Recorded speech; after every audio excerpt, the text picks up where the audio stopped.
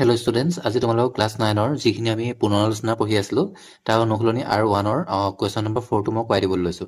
তোমালোকে ভিডিঅ'টো স্কিপ নকৰাকৈ লাষ্টলৈকে চাই থাকিবা, তেতিয়াহে এই অংকটো ভালদৰে বুজি পাবা। বুজি পালা? এতিয়া তোমালোকে চোৱা, কুৱেশ্যন নম্বৰ 4টো দি থোৱা আছে সূচক বিধি a to the power m divided by a to the power n is equal to a to the power m minus n-ত m is equal to n লৈ প্ৰমাণ কৰা আছে a to the power 0 is equal to 1। বুজি পাইছা? তাৰমানে সূচক বিধি তোমালোকক ব্যৱহাৰ কৰিবলৈ কৈছে। তোমালোকে 8ত সূচকৰ কিছুমান ফৰ্মুলা পাইছিলে, সেই ফৰ্মুলাকেইটা ব্যৱহাৰ কৰি পিনি আমি এই অংককেইটা কৰিব লাগিব। বুজি পালা? তোমালোকে এনেকুৱা ডিভাইডৰ এটা হৰণৰ এটা কি পাইছিলা, বিধি পাইছিলা বা এটা ফৰ্মুলা পাইছিলা। সেই ফৰ্মুলাটো তোমালোকে ইউজ কৰিব লাগিব, এইটো অংকত ইউজ কৰিব লাগিব। বুজি পালা? এইটো অংকত ইউজ কৰি পিনি আমি কি কৰিব আছে, এমৰ ভেলু n ল'বলৈ আছে। য'ত য'ত m আছে ত'ত তাৰমানে তোমালোকে এমৰ ঠাইত n লিখিবা। বুজি পালা? ইয়াত ক'ত আছে m, ইয়াত আছে m আৰু ইয়াতো m আছে। সেই এমৰ ঠাইত আমি কি লিখিব লাগিব, n লিখিব লাগিব। বুজি পালা? আৰু সেইটো কৰি পিনি আমি কি কৰিব লাগিব, প্ৰমাণ কৰিব লাগিব যে a to the power 0 is equal to 1। বুজি পালা? a to the power 0 is equal to 1টো আমি প্ৰমাণ কৰি দেখাব লাগিব। এতিয়া চোৱা, আমাক কি দি থোৱা আছে, তোমালোকে সেইটো প্ৰথমতে লিখি ল'ব লাগিব। প্ৰথমতে আমি ফৰ্মুলাটো লিখি ল'ম। ফৰ্মুলাটো কি আছিলে আগতে, আমি এইটোত কি পাইছিলোঁ, a to the power m divided by a to the power n হ'ল। এনেদৰে যদি থাকে তেতিয়া a to the power m minus n আমি এনেদৰে লিখিব লাগিব। তাৰমানে যেতিয়া ডিভাইড চিন থাকিব তেতিয়া সদায় আমি পাৱাৰ দুটা মাইনাছ কৰিব লাগিব। যেতিয়া ইনটু চিন থাকিব তেতিয়া সদায় আমি পাৱাৰ দুটা কি কৰিব লাগিব, প্লাছ কৰিব লাগিব। ইনটু থাকিলে প্লাছ, ডিভাইড থাকিলে মাইনাছ কৰিলে হ'ল। তোমালোকে বুজি পাইছা? এতিয়া চোৱা, আমাক কি দি থোৱা আছে, আমাক দি থোৱা আছে a to the power, আমি লিখি ল'ম দিয়া আছে, আমি দিয়া আছে বুলি প্ৰথমতে লিখি ল'ম। হ'ল, আমি দিয়া আছে বুলি প্ৰথমতে লিখি ল'ম। তাৰপিছত আমি কি কৰিম, a to the power m divided by a to the power n, যিটো আমাক কুৱেশ্যনত দি থোৱা আছে। দেখিছানে? এইটো আমাক কুৱেশ্যনত দি থোৱা আছে। আমি লিখিম a to the power m minus n। তোমালোকে এনেদৰে লিখিব পাৰিবা। এতিয়া চোৱা, য'ত m আছে তাত আমাক কি বহাবলৈ কৈছিলে, n বহাবলৈ কৈছিলে। তাৰমানে এমৰ ঠাইত n বহাবলৈ আছে। তেতিয়াহ'লে ইয়াত আমি কি লিখিব পাৰোঁ, এমৰ ঠাইত আমি n লিখিলোঁ divided by a to the power n। এই nটো চেঞ্জ নকৰিবা। বুজি পালা? য'ত য'ত m আছে আমি তাতহে n লিখিম। এতিয়া আকৌ আমি ইয়াত কি লিখিম, a to the power এমৰ ঠাইত n লিখিম মাইনাছ n। তোমালোকে তেওঁলোকে বুজি পালা? তাৰমানে মুঠতে য'ত m আছে তাত তোমালোকে n লিখিবা। হ'ল, এতিয়া চোৱা, ফৰ্মুলামত আমি কি পাইছিলোঁ, a to the power m divided by a to the power n হ'ল। তাৰমানে ফৰ্মুলামতে আমি পাইছিলোঁ পাৱাৰ দুটা আমি কি কৰিব লাগে, ডিভাইড থাকিলে মাইনাছ কৰিব লাগে। যি দুটা পাৱাৰ থাকিব, এই দুটা পাৱাৰ আছে, সেই দুটা পাৱাৰ ডিভাইড থাকিলে কি কৰিব লাগে, মাইনাছ কৰিব লাগে। তেতিয়াহ'লে এইডোখৰ আমি সেইটো ফৰ্মুলাত পাতিব পাৰোঁ। তেতিয়াহ'লে আমি কি লিখিব পাৰোঁ, a to the power n minus, তাৰমানে n। বুজি পালা? a to the power n minus n। এতিয়া চোৱা, ইয়াত আমি কি কৰিব লাগিব, ইয়াত আমি এই n দুটা আমি মাইনাছ কৰিব লাগিব। n মাইনাছ n হ'লে কিমান হ'ব, 0 হ'ব। তোমালোকে সেইটো জানাই, n মাইনাছ n কৰিলে কিমান হ'ব, 0। তাৰমানে n ৰ পৰা n গুচি গ'লে 0 হয়।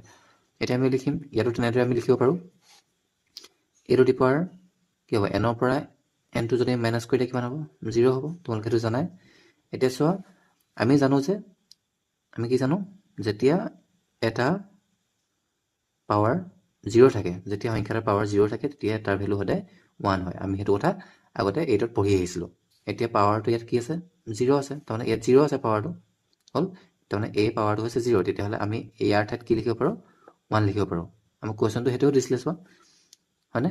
আমাক কুৱেশ্যনটো এইটোৱে দিছিলে, a to the power 0 is equal to 1। দেখিছে, সেইটো ওলাইছে, a to the power 0 is equal to 1। তোমালোকে বুজি পালা এইটো? এনেদৰে তোমালোকে কৰিব পাৰা। আমি ইয়াত লিখিম প্ৰমাণিত। যিটো আমাক প্ৰমাণ কৰিবলৈ দিছিলে আমি ইমানখিনিলৈকে লিখিলে হৈ যাব। তোমালোকে বুজি পালা? এতিয়া তোমালোকে কুৱেশ্যন নম্বৰ 5টো চোৱা। আমি কুৱেশ্যন নম্বৰ যিটো 4 কৰিছোঁ তাৰ নিচিনা প্ৰায় একেই হয়।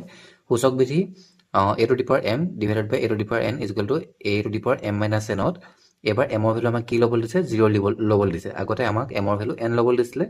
এতিয়া য'ত য'ত m আছে তাত তোমালোকে কি পাতিবা, 0 পাতিবা। তাৰপিছত প্ৰমাণ কৰিবলৈ দিছে যে a to the power minus n, এইবাৰ পাৱাৰটোত মাইনাছ তোমালোকক দি দিছে, is equal to 1 by a to the power n। হ'ল, এতিয়া এইটো আমি প্ৰমাণ কৰিব লাগে। আমি এইটো লাষ্টত উলিয়াব লাগিব। বুজি পালা? তেতিয়াহ'লে আমি এটা ফৰ্মুলা পাইছিলোঁ। ফৰ্মুলাটো হৈছে, আমি এইটোত এটা ফৰ্মুলা পাইছিলোঁ। কি ফৰ্মুলা পাইছিলোঁ,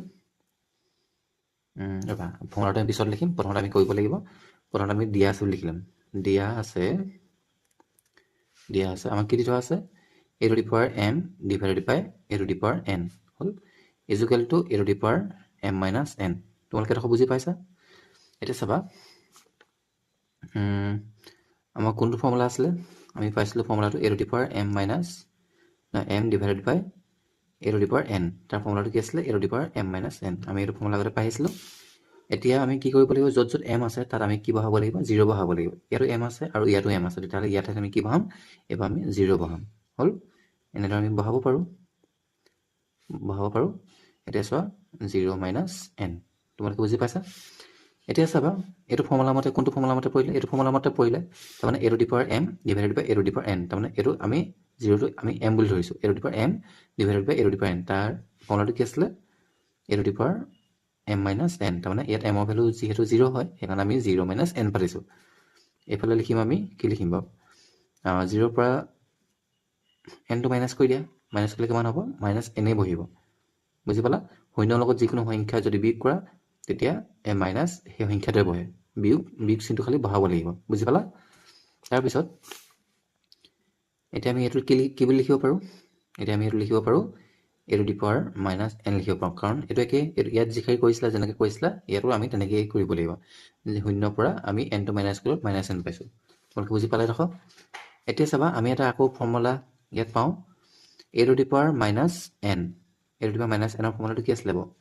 1 by কি আছিল an এটো তোমালোকে এটোত পাই আহিছা হল a to the power minus n ৰ ফৰ্মুলাটো আছিল 1 by an তোমালোকে এইখিনি ফৰ্মুলা ভালদৰে মুখস্থ কৰিবা তেতিয়াহে তোমালোকৰ এই অংক পাৰিবা বুজি পালে এই অংক যদি তোমালোকৰ ফৰ্মুলা মুখস্থ নহয় ভালদৰে নোৱাৰিবা এতিয়া ইয়াৰ ঠাইত আমি কি বুলি লিখিব পাৰো 1 by an লিখিব পাৰো তোমালোকে বুজি পালা তাৰমানে ইয়াৰ ফৰ্মুলাটোৱে হৈছে 1 by an তাৰমানে a to the power 1 by a to the power n বুজি পালা তাহলে আমি কি লিখিব পাৰো ইয়াৰ ঠাইত আমি 1 by a to the power n লিখিব পাৰো আমাক কোৱেশ্চনটো হেতুৱে দিছিলে দেখিছা তোমালোকে আমি হেতুৱে আনসাৰ পাইছো তাহলে আমি কি লিখিব পাৰো প্ৰমাণিত